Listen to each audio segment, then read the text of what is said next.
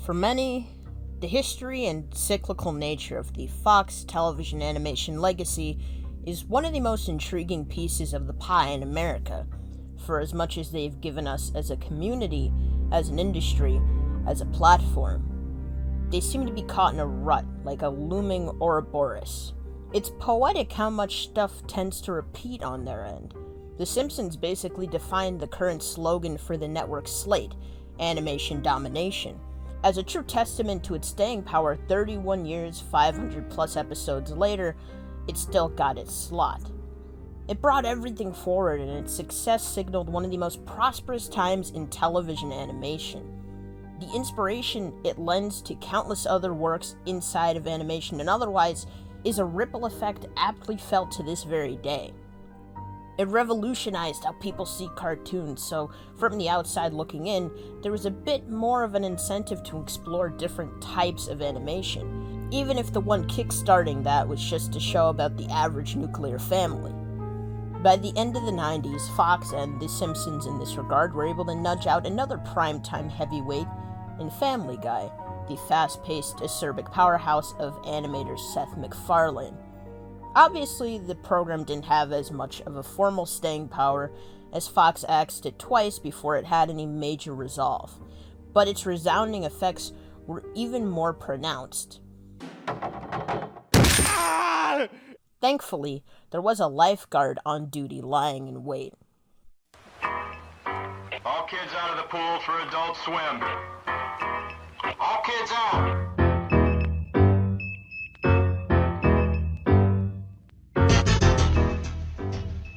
If you had to imagine how much of a splash Homer Simpson would make in a pool, Peter Griffin would start a tsunami. This show changed the game in how stuff like syndication, physical releases, and other merchandise were looked at, not to mention it gave Adult Swim that hero role it so desperately desired when it was starting off. There was a period where people probably thought Stewie was toe-to-toe with Bart Simpson in popularity. So it was somewhere in the 2000s where everybody realized how much of a pull this really was. There were plenty of series that dipped a toe in the 90s, mainly comic adaptations, but Family Guy's massive presence acted as a shade for others to pop into the ring with more support than ever. It was great for a while. We had more complex opportunities from many different sources, everyone was on board for more adult comedies, and though it wasn't always lucrative, there was always some fun to be had with it. 15 years later, adult animation is one of the fastest growing sectors of animation worldwide. We have a slew of highly anticipated, critically acclaimed, well-respected pieces of media that bring more people into the world of cartoons than ever before. For once, it seemed like there were more opportunities than there are people to take up that mantle. For all this progress made in that time, it seems like the de facto root of it all has seen very little of that momentum carried forward. For the past 20 years or so, the Fox TV animation slate, symbolically or otherwise, has been dominated by the lineup of Seth MacFarlane comedies given to them. Family Guy, American Dad, Cleveland Show at one point. This is the lens through which many have begun to see them for years now. This trademark staple for the network is looked at by many with indignation and derision. Its ratings still hold up, but a lot of people don't feel them like that anymore. This brand of cynical, openly irreverent, bodily outrageous comedy more or less started to paint the whole effort with the same broad brush. The funny thing is, they've tried hard to break out of that. Over the past 3 decades or so, Fox has put out about 15 new primetime cartoons, and most of them haven't really landed since. To many, it felt like Fox whittled the idea of a primetime sitcom down to its most barren parts. The resulting end product being more hollow and not as witty as they'd been hoping for. Hey! Get away from there! That's not for you, Ernesto! Hola, bud! It's a taco! There are probably bright spots along the way, but we haven't gotten another mainstay to the lineup for ages. For as much Fox has innovated in the past for the greater good, they could not reinvigorate their past brand. But it may seem like things are getting better. In 2011, the release of Bob's Burgers kind of brought more back into the fray. It had a different, more poised energy than projects from The Simpsons or Family Guy alone. But it's not our fault!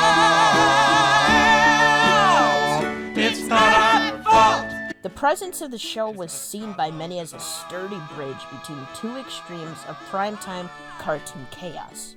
It's not exactly the halfway point, but it's its own thing that fans from either side could vibe with. Philosophically, the success of Bob's Burgers signaled light at the end of the tunnel and an uprising of new energy. This was an opportunity for these stories to be told in a different way. These new voices really resonated, and even the other mainstays felt its impact. It was the dawn of a new hope for Fox Animation, but they needed to take it further. Their animated output increased a bit, and in time, people were turning their heads. Time to give the people what they wanted. And sure enough, in such chaotic times, they found just the right kind of partner to bring it forward.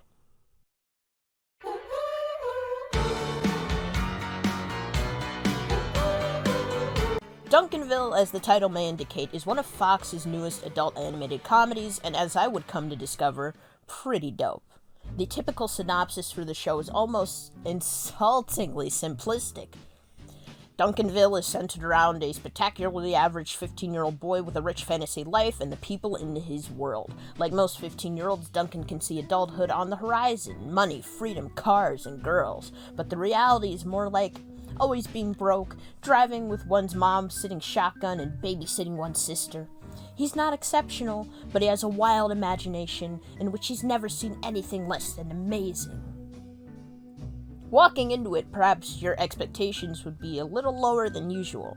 You see the art style, you read the description, you look at the character lineup, and you think you know what you're in for.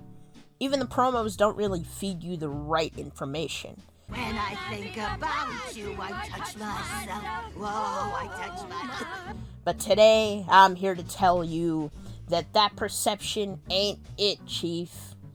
This show has bars to spit, it has emotional barriers to hit, and it has insights into how we should carry animated sitcoms into the next decade. Generally, I'm really surprised that something like this is out there in 2020. It kind of carries those Baby Blue type vibes, if I'm being honest. Evidently, Fox decided to shake it up amidst Family Guy and The Masked Singer consistently trending and went back to the Lightbox a few years ago. Since Bless the Hearts, there's been a 3-year gap in programming. The last cartoons before then were Son of Zorn and Border Town, but if you're trying to think of the last significant Fox cartoon to premiere, then of course Bob's Burgers is on the far end of the hallway. Duncanville was announced as far back as 2017, about a year out from when Bless the Hearts had its first season pickup announced.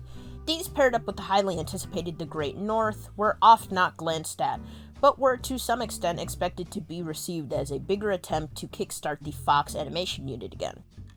This show is very much a product of its time in two different ways. The first in being that it tries to echo the tribe it was born from. Producers have gone on record to identify it as a weird midpoint between The Simpsons and Family Guy. Considering how the main developers alongside Poehler helped define a tone for both of these shows, this is a pretty advantageous goal.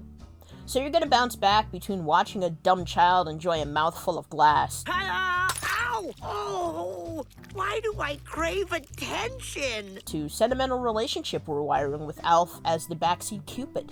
Take care, brother. Love is a battlefield. This ties into how, in another way, it's just here to give you a sentimental yet valuable experience with relatable vulnerability. The main family is kind of dysfunctional, but not in the sense that, in our world, they're 2 seconds away from nuclear fallout.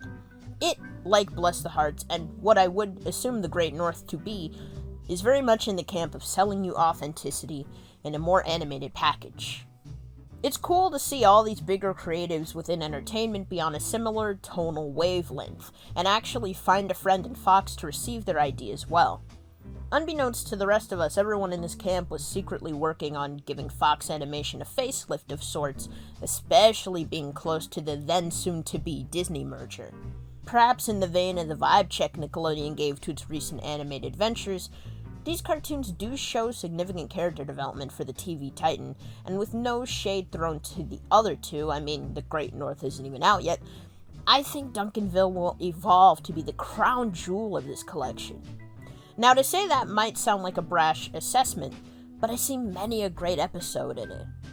It's a bit soft and unassuming, but under the hood, it has star power in the vein of its spiritual grandfathers.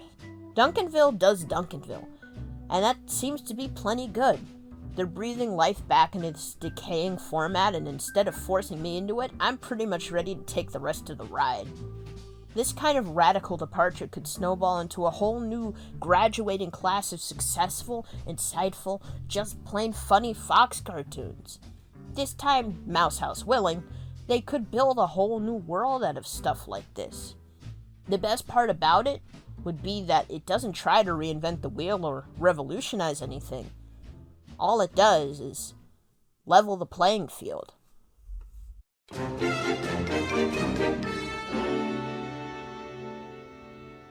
Part of nailing down what makes Duncanville work would be to look behind the curtain and expose the contents from the deep underbelly within. So let's discuss Amy Poehler for a minute.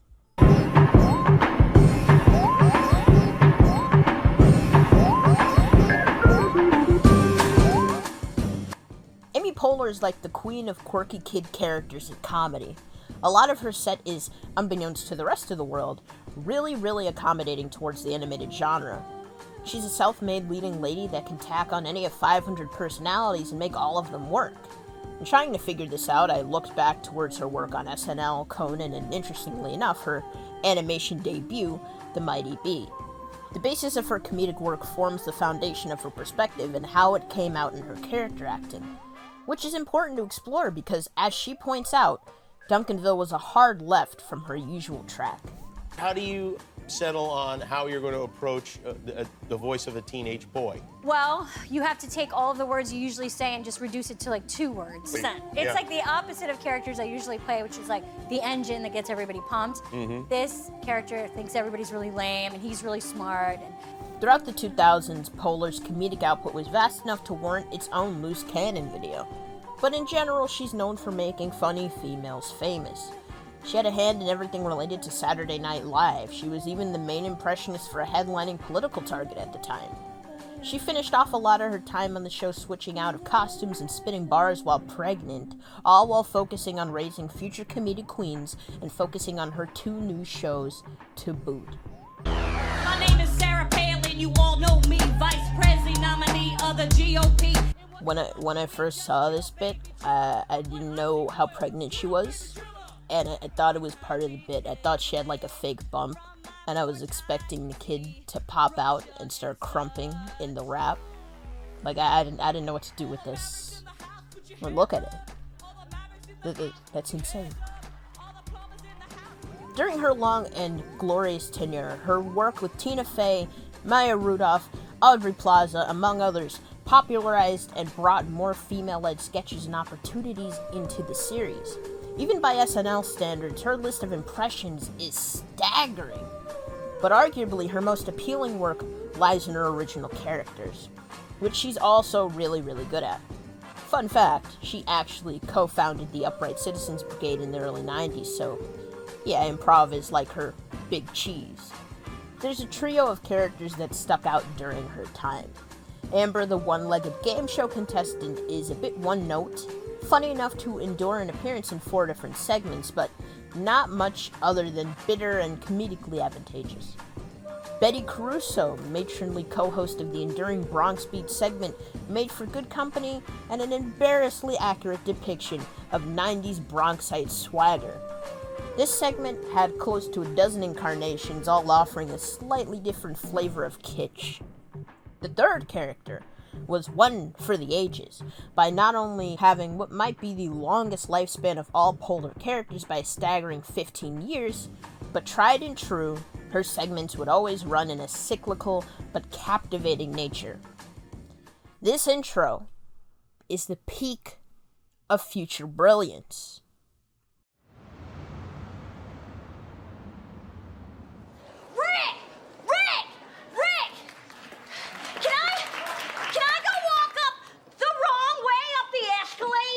No. This is Caitlin, an excitable, high-energy little girl, and the secretly genius cornerstone of Poehler original characters. It's hard to describe how choice this kid and the others in the series were, but explaining his formulaic premise might help get the ball rolling.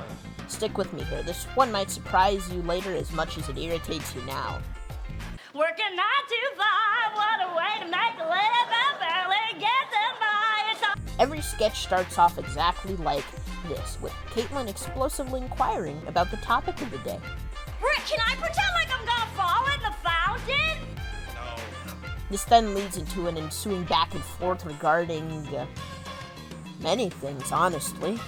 If you don't let Caitlin get her ear pierced by her cousin in a sanitary kiosk at the mall, she'll be forced to have it done in some sleazy back alley by a homeless crackhead, and her earlobes will turn black and worms will come out. Hella gross. Of course, with Caitlin's inquiries comes a more resolute request. I want my ears pierced. Let me get my ears pierced, Rick. Please, Rick, please, please. Okay, all right. At the last point, she decides to pull out, and Rick usually knows just what to say. All right, now I know you're gonna hate me for this, Caitlin, but you're too young to get your ears pierced. Oh. Don't ask me again. Oh, man, no way, Rick.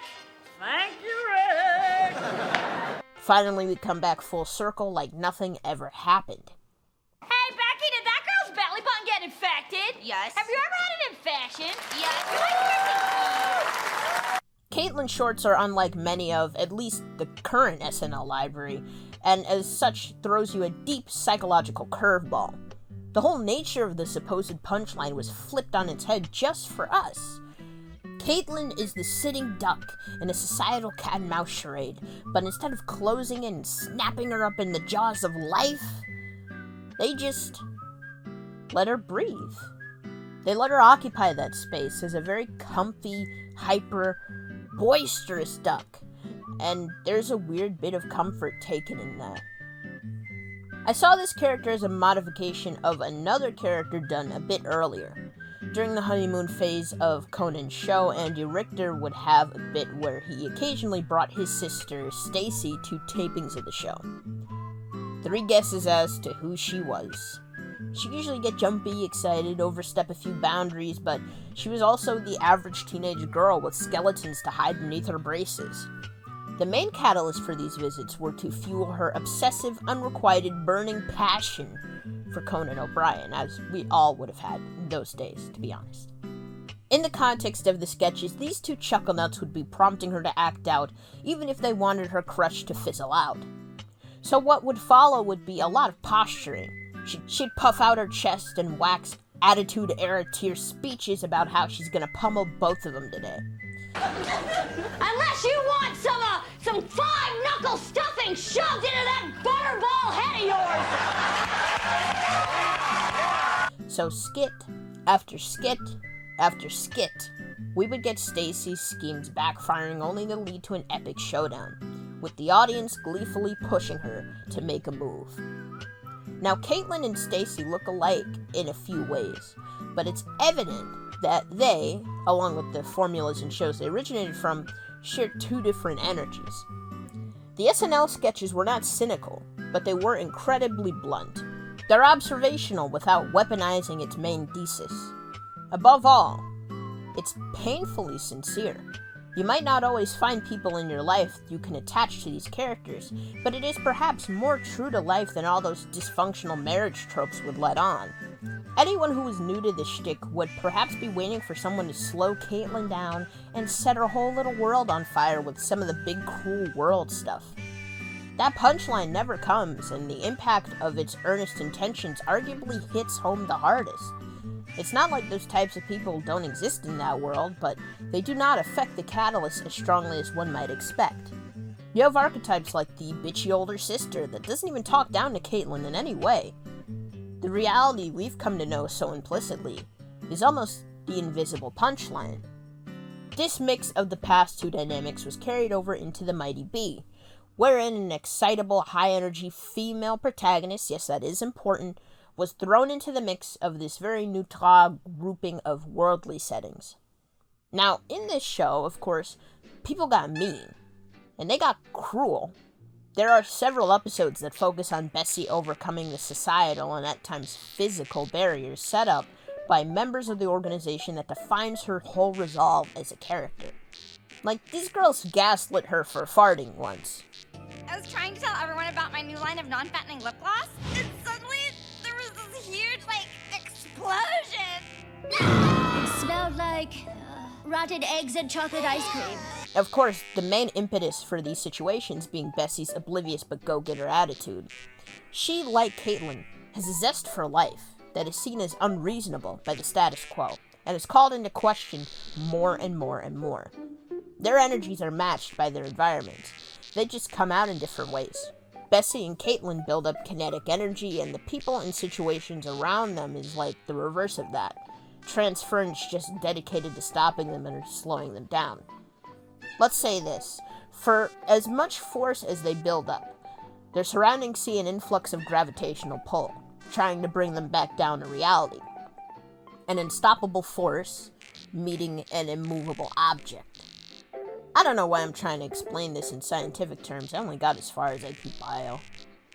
Point being, sources of tension, action, and resolution all come from the little fumbles and slips made during a very tight grapple of wills. Structurally, thematically, a lot of these attributes don't collide quite the same way they did under Amy's leadership. These here are trademark strong female protagonists, just not in the way we'd normally contextualize them. They're seen as undesirably loud, enterprising, and capitalizing on neutral space. But by their actual actions, they don't do much wrong. They make themselves known, they speak up for others. They're generally, as we've come to know them, perfectly law-abiding, morally virtuous human beings. But, man, do they grate on your nerves. This is more or less the lens I'd use to analyze the main dynamic at play in Duncanville. The give and tug between Annie and Duncan, the immovable force, and the unstoppable object.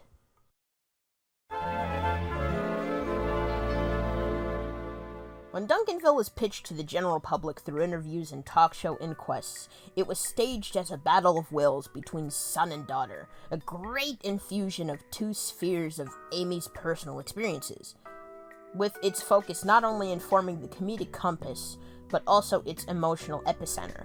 Archie's doing this thing now, though, where he's kind of acting like he's the older brother and he tortures his younger brother. Abel, my younger one, would be like, I can't wait to, play with my Legos, and Archie would be like, those aren't your Legos. And I'd be like, they're my Legos, and I'd be like, not anymore. And Abel would just immediately start to cry. Twofold, the show does try to work to be distinct. Visually, many would be quick to deride it. But with the occasional smear and more imaginative sequences from Duncan himself, it's plain to see that there was a sense of flair throughout. The background work and other character designs are pretty much solid. The music is understated, but a welcome addition. I think most wouldn't even be aware before, but its theme is weirdly fitting. It's not even an original composition. But my main focus today will stem from the character interaction and how this helps form that emotional glue we need to stick to the story. Obviously, in making a sitcom or situational comedy, a lot of the humor is flexible, but generally in the realm of observational work. A lot of modern Fox work can blend in at points and blur the line between observational and ranty. And make sure to stick it right on top of the pizza so it stays nice and warm. Hello, every pizza place. But it enhances the story based on what the writer's perspective is. The woman's not even 50 yet, but it feels like she's conquered the world by now. A lot of said experiences can neatly be funneled into characters of the show. Now, breaking down the dynamics and structures of Duncanville itself, even thinking more about that core dynamic, are to break down some defining concepts of the setup. Honestly, I can't orally dictate the whole show for you, but I think pontificating upon these elements helps us appreciate what parts of the show really hit. Nailing the essence of Duncanville is as difficult as determining what critics see in Family Guy at this point, but sometimes the most subtle of hints turn up episode by episode, trait by trait, quip by quip. The way the show portrays Duncan is that he's built up as a general point of neutrality, and his two main spheres of interest, his family life and his friend circle, is what has him swinging like a pendulum. It's staggered so that there's like two characters on each side that aggressively pull him and passively draw him, respectively. These groups kind of trade off as a point of contention structurally, and that's where a lot of the interaction comes from. Two of Duncan's more socially outrageous friends, Bex and Yangtze, would be more on the pulling side of things, while the mysterious Wolf and Duncan's crush Mia would perhaps be passive draws. To that end, you've got complacent or sidelined characters like Jack and Jing drawing Duncan to their side, finishing off by having his hyper-emotional sister Kimberly and of course Annie on the pulling team. These loose spheres of involvement generally inform who's going to jump to what or what goes where. If a more passive character goes for a more extreme solution, that's probably directly or otherwise a product of that pulling team at work. Surprisingly, despite these teams being evenly distributed throughout both spheres, there's a clear cast of characters that call the shots here. Generally, the familial life is what draws you back in, because while the show compels you to get wrapped up in these teens' lives, their power to command as supporting characters is weaker than you would think. That's not a knock at how they were built, really, but their escapades and deeper thoughts are not as adventurous and daring as you'd imagine. This isn't Beavis and Butthead Do America. Hell, contextually, they ain't even doing Daria. How much money do you have? Trent. I have none, so I said nothing. These roles and traits are very much of an unorthodox shape, of which a lot of these dynamics are weirdly flipped in the pilot. It's weird because the first episode is pretty much standard in terms of setting expectations, but it's not really one I would recommend starting with. I think part of that is attributed to the varying expectations it presents. As many have noted, it seems like the show was pushing for Duncan and friends to be the main focus, or at least the sympathetic one, while his family and other characters are squarely placed in the background. That first episode, oddly enough, balances both sides of the show fairly well, as it finds a way to near seamlessly bring both family and friends into the fold in a smart and convincing way. The only thing is, it doesn't really feel very finite. Episode 1 covers all its structural bases, and it does what it needs to do in order to get us ready for later episodes. But generally, it's not a huge sell by itself. I definitely find its conclusion at least a bit more compelling after a rewatch or two, but the inaugural episode definitely doesn't reflect the later episode's penchant for animated eccentricity, or even accurately portray the real highlight of the show. For it is not the friends that are the draw, but it is the family that's at the heart of it. It'd be amazing if this was the end game all along. They operate like a realistic family, a serviceable portrayal without too much strife or additional dysfunctionality. It's not that they don't have problems either, they're just not the punchline of the setup. It's almost as if we were supposed to go on the same emotional journey Duncan is meant to. They're not something to overly explain either, but their problems are enough to sustain a decent episode. Some of the best episodes are not even those early ensemble episodes with a family focus, but rather are episodes with one family member in focus, specifically not Duncan or Kimberly, or both. In terms of force, these guys know how to play a game of tug-of-war without dragging either through the mud. Duncan and Kimberly got their dues as early as episode 2. It generally didn't dive too deep into strife after that.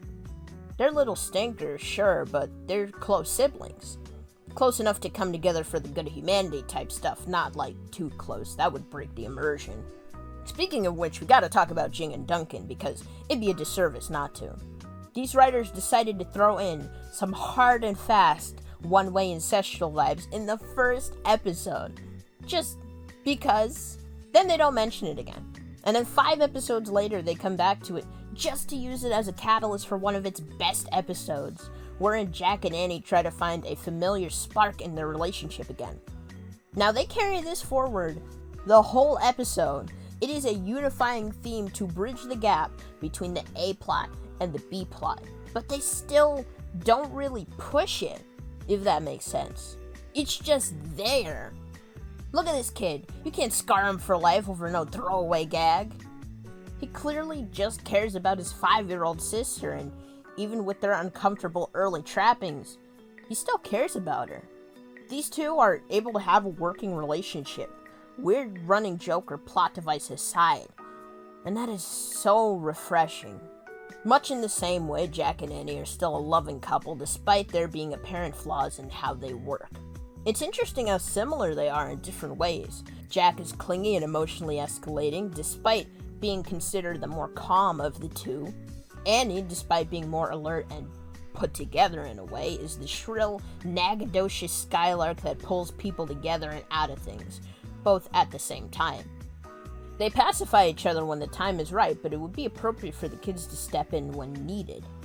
I am so sorry that I pushed you into whatever that was. Actually, it felt good to mix it up with the boys again. Plus, I wanted to show you I still love you. Oh, I like the way you show your love for me now. Changing the air filters, washing my car for me, siding with me when I vent about coworkers, even when I'm in the wrong. Well, you do lots of stuff for me, too. You open all the jars, do the talking during parent-teacher conferences, and you let me know if I'm watching a movie I've already seen. I didn't know we could have an animated couple like that. They're glaringly imperfect, but they have genuine synergy.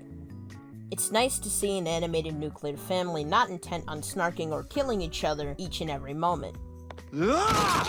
See, Fox cartoons have had more in common with Disney sitcoms than anything in years past, especially with how they elevate their younger protagonists to be the ultimate drivers behind the wheel. Here I wouldn't say that intent force is excluded, but it's definitely recontextualized in a different way. See, this might sound obvious, but everyone here is built to make for a working unit. The familial characters especially have the potential to annoy the crap out of anyone really fast, but their ensuing dynamics and character interactions tend to save them. Jack is a pretty good example. He's a softer, more emotional father figure, but also aggressively clingy and counterproductive at times, almost to a diluted degree. His family tends to balance him out, and when in their midst, they don't necessarily enable him, but they help him not to spiral further into the depresso soup. You don't think I'm wasting my time, do you? You should tell me if you do, even though I'm in no condition to handle that kind of honesty. No! It would be incredibly easy to let him blow in the wind and embarrass himself scene after scene after scene for cheap laughs. Hell, he could be the new Meg if the writers wanted him to. He's easily the weakest link.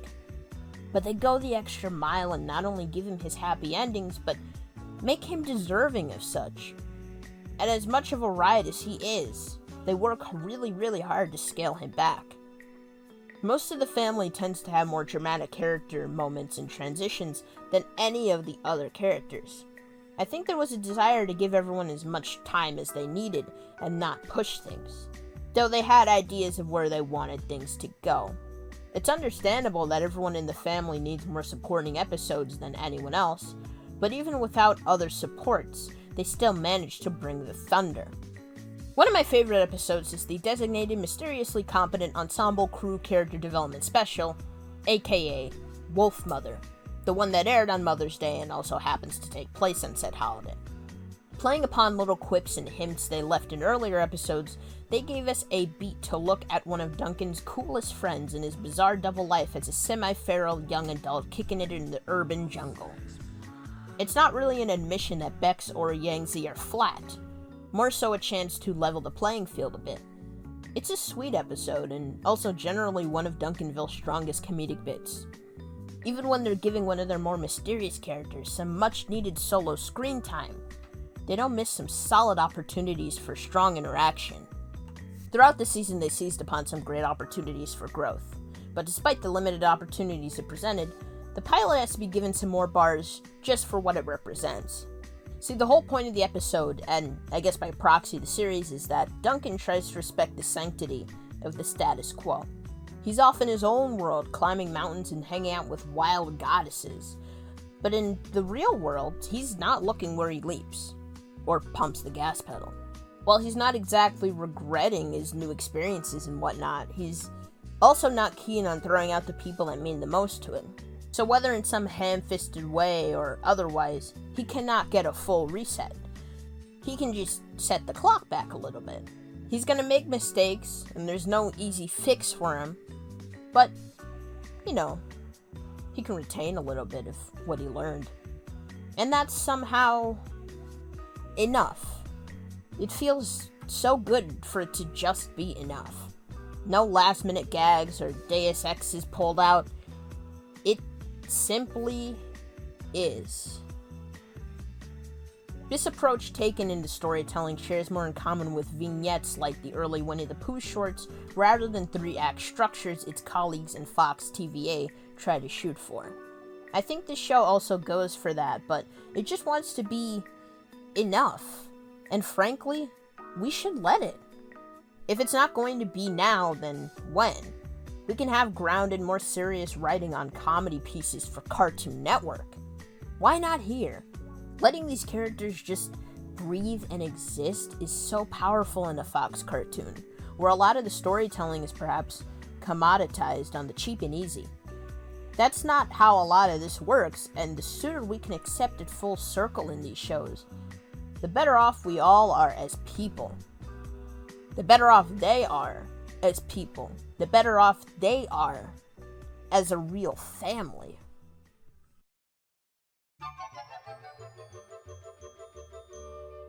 I really hope Duncanville is the type of show to gain some ground later, because critically speaking, it does have his cards stacked against it. Again, adult animation has come a long way since the 80s, and in the past 10 years, the amount of content to offer is finally starting to match the enthusiasm built up towards its subset. We've got billowing, blazing, sweeping action-adventure epics, or the smaller scale, introspective, transformative experiments in distant lands seldom trod, or even just some funny comedies. Those haven't exactly gone out in style. Its lineage and the people behind it reflects to be as much of a boon as it could be an aid. I mean, what's the first thing you think of when you think of a Fox cartoon? Duncanville is kind of what the studio needs at this point. I don't mean that the Mouse House is hinging on success. They've got the Simpsons integration wrapped around their little finger. But the ever-present image of their animated output could potentially start to glow up critically this decade. This, along with Bless the Hearts, are helping to reform the ideal shape of our cartoon families. For ages, we've been giving Zombie Simpsons and Modern Family Guy and serialized South Park flack for losing their edges from an excess of messy, pulpy, overly political dreck with 3 celeb guest stars minimum per episode. I'd like to directly attribute Bob's Burgers to this slight shift in attitude. In a similar vein, that the success of Phineas and Ferb arguably reignited Disney television animation's flame and helped cultivate all of these new classics. But Fox has indulged so many failed follies since then.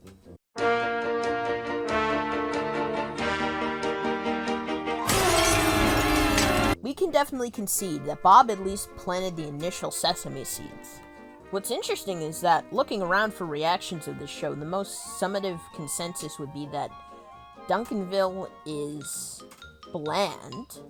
Next adjective perhaps being boring, because there is a slight difference. Boring would imply that there's nothing to it, and it generally fails to capture attention, which I believe to be untrue. At the very least, it has charm, and it definitely appeals on a broad level. Bland would imply that it lacks flavor, or extra spice, which I think is much closer. Duncanville as a baseline TV show performs solidly, and it generally doesn't have a unifying gimmick. Its logline, which at its most brief sells itself as an animated family comedy centered around a 15-year-old boy with a rich fantasy life and the people in his world, is much more ironic than anything. Like, yeah, technically it's Duncan's world and we're all living in it, but they don't let you forget that other people inhabit this space, too. We got a fair amount of time in episodes focused on secondary characters for a premiere season, but these footnotes and hints of backstory are more than a justification for one episode. This show isn't just another centering around a family. It has a familial aspect to it, whether it being in its work with the characters or its maturity and its emotional conflicts despite its wide range. It's a real cartoon in its scope and its environments, but it never, ever, ever sacrifices its energetic spirit for the sake of the joke, or the task of being self-aware. That's the essence of a real family, or at least our ideal picture of one. A group of people who are anything but emotional vagabonds. They go through all manner of hell together, just so long as they still made it together in the end. I don't care how you slice it. In the world of Fox cartoons, where cynicism has been a main export and bleak, gory edge is the winning tack, this is revolutionary. and a downright gushing breeze of fresh air. Look, I'm all for my quick and dirty comedy. I basically came into this existence gorging myself on the likes of Ren and Stimpy, Cat Dog, Invader Zim. Just a full slate of raunchy, deranged, or just mean-spirited shows. In this day and age, I appreciate Brickleberry just as much as I do Bluey, but this is a game changer for the ages. Audiences of adult animation almost seem to shun the sitcom format at this point. Like, generally series that fit the description haven't been doing them favors, and when there are some bright spots, they're usually snuffed out quite quickly. Now, I wouldn't say that we're in a rush to rectify that exactly, but now that we're given a chance, we gotta capitalize, especially if it means more bland comedies like Duncanville. That doesn't mean sitcoms can never be cool or interesting. Hell, one day if we master this, it might mean we can craft the perfect science fiction, swashbuckling, historical romance, tell-all, pot-boiler, mystery, satire, buddy cop adventure, tragedy, how-to, action novel. Or whatever. All I know is that we gotta win back our larger-than-life family comedies again. Because Duncanville screams...